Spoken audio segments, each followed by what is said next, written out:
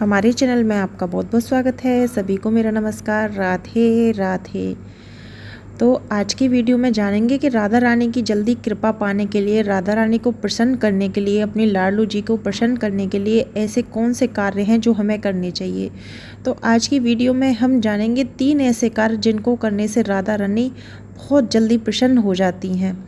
तो देखिए, सबसे पहले तो मैं आपको बता दूं कि राधा रानी इतनी दयालु हैं कि राधा रानी, देखिए, सभी आपने देवी देखी होंगी, देवता देखे होंगे, सबके हाथ में जितनी भी देवियां हैं, सबके काली माता हैं, दुर्गा माता हैं, सबके हाथ में शस्त्र हैं, लेकिन हमारी राधा रानी के हाथ में कोई भी शस्त्र नहीं है, क्योंकि वो इतनी दयालु हैं कि वो किसी को कष्ट में देख ही नहीं सकती। वो राधा रानी इतनी जल्दी प्रसन्न होती हैं, सबसे जल्दी प्रसन्न होने वाली हमारी राधा रानी देवी मानी जाती हैं। तो देखिए, मैं आज आपको बताऊंगी कि आपको 3 कार्य करनी है, आप राधा रानी को प्रसन्न करेंगे और आप पे अति कृपा राधा रानी की बनी रहेगी। तो देखिए, सबसे पहला कार्य है कि जो हमारी राधा रानी है, आप सोचते हैं कि हम सोना चांदी चढ़ाएंगे, आभूषण सजाएंगे, अच्छे अच्छे कपड़े सजाएंगे, श्रृंगार का सामान चढ़ाएंगे तो राधा रानी खुश होंगी। तो ये आपकी गलतफहमी है। आप कुछ भी चढ़ाइए, कुछ भी पहनाइए, कुछ भी करिए, इससे हमारी राधा रानी प्रसन्न नहीं होती हैं। हमें ऐसा कार्य करना होता है जो प्रभु के दिल तक हमें पहुँचाए। तो देखिए, सबसे पहले आपको राधा रानी को एकदम समर्पित कर देना है। एकदम समर्पित मतलब ना आपको कोई चिंता करनी है कि मेरा यह कार्य नहीं हुआ, ना आपको कुछ सोचना है, ना ही कोई भी ऐसा कार्य नहीं करना है। जो करेंगी राधा रानी करेंगी, मतलब समर्पण करना है राधा रानी के आगे कि हमारा तो घर अब राधा रानी चलाएंगी, यही इस घर की मालिक हैं।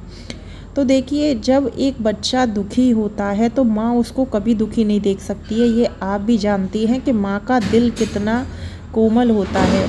तो जब राधा रानी को आप माँ बना लेंगे तो कोई भी परेशानी आपको छू ही नहीं सकती, क्योंकि लाख दुख सहने के बाद भी माँ अपने बच्चे को कभी कष्ट में नहीं देख सकती, ये आप भी जानते हैं। तो आप राधा रानी के आगे पहले पूर्ण समर्पण करें कि जो भी करना है आपको करना है।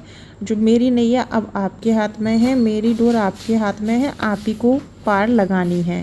तो दूसरा अब हम जानेंगे। पहला हमने जान लिया क्या कर करना है, अब जानते हैं दूसरा क्या करना है।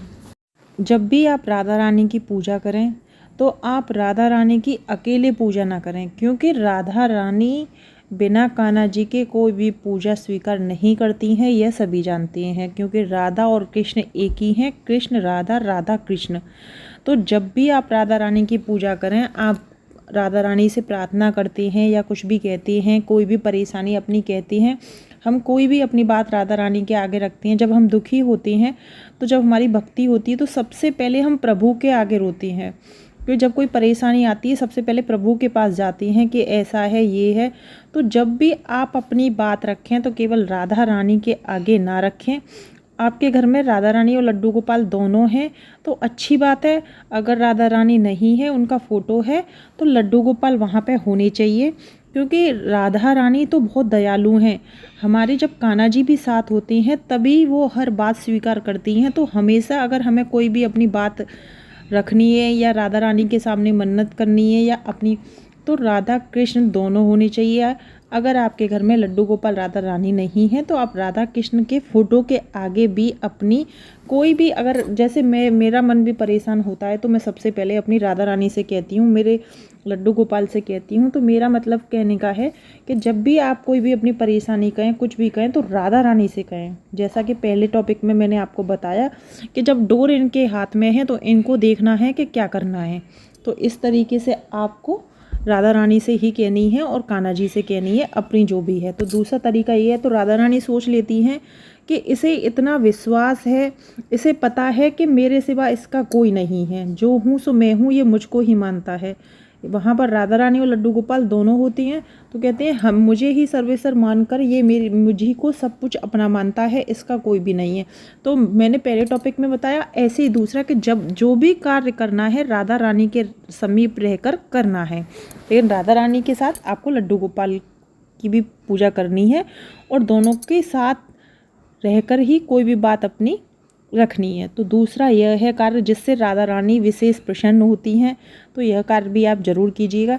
तीसरा कार्य मैं आपको बताती हूँ, जब भी आप राधा रानी को श्रृंगार पिटारी चढ़ाते हैं, क्योंकि देखिए ये तो सभी जानते हैं कि राधा रानी बहुत खूबसूरत थी, बहुत ही खूबसूरत थी। किसी ने मतलब क्या कोई उनको देखता, वो इतनी सुंदर थी। तो राधा रानी को ये कहा, जितना हमने शास्त्रों से सुनते आए हैं, हम सभी बड़ों से सुनते आए हैं कि राधा रानी को श्रृंगार का विशेष शौक था। तो जब भी आप राधा रानी को प्रसन्न करना चाहते हैं तो राधा रानी को श्रृंगार पिटारी जरूर चढ़ाएं। श्रृंगार पिटारी में आप 16 श्रृंगार भी ले सकते हैं। तो राधा रानी तो आप जानती हैं कि दयालु हैं। अगर आपके पास 16 श्रृंगार भी नहीं होते हैं तो आप मुख्य श्रृंगार भी ले सकते हैं और राधा रानी के आगे प्रार्थना करें कि मेरे पास यह है, मैं अपनी राधा रानी को यही चढ़ाऊंगी या चढ़ाऊंगा। तो राधा रानी तो मैंने बताया है कि भाव देखती हैं हमारी राधा रानी, और कुछ नहीं देखती हैं। लेकिन राधा रानी की जब भी आप श्रृंगार पिटारी चढ़ाएं या कुछ भी राधा रानी को अर्पित करें, आप राधा रानी के लिए जो लाए हैं, राधा रानी सब देखती है। राधा रानी आप एक करेंगे, राधा रानी 1000 आपके लिए सोचेंगी। राधा रानी इतनी दयालु हैं। तो आपको राधा रानी के साथ, अगर आपके घर में लड्डू गोपाल हैं तो आपको, चाहे आप एक छोटा सा कुछ भी लाएं, बांसुरी लाएं, लेकिन केवल राधा रानी के लिए ला के ना लड्डू गोपाल दोनों के लिए साथ में लाएं। अगर आपके भाव हैं, आपके यहाँ नहीं है, राधा कृष्ण की तस्वीर है, तो आप एक जो भी लाएं तस्वीर में माला चढ़ाएं, तो दोनों को आप पहनाएं कि दोनों के आनी चाहिए। क्योंकि जो पूजा हम राधा रानी की करते हैं, जब राधा रानी को प्रसन्न करते हैं, तो राधा रानी से पहले हमें कृष्ण जी को प्रसन्न करना होता है। जहाँ हमारे कृष्ण जी प्रसन्न, वहाँ हमारी ठाकुरानी प्रसन्न, मतलब वहाँ हमारी राधा रानी प्रसन्न। ऐसे ही जहाँ हमारी राधा रानी प्रसन्न, वहाँ हमारे ठाकुर जी प्रसन्न। तो यह वो 3 कार्य हैं जिन्हें कर कर आप राधा रानी की विशेष कृपा पा सकती हैं और राधा रानी को प्रसन्न कर सकती हैं। राधे राधे।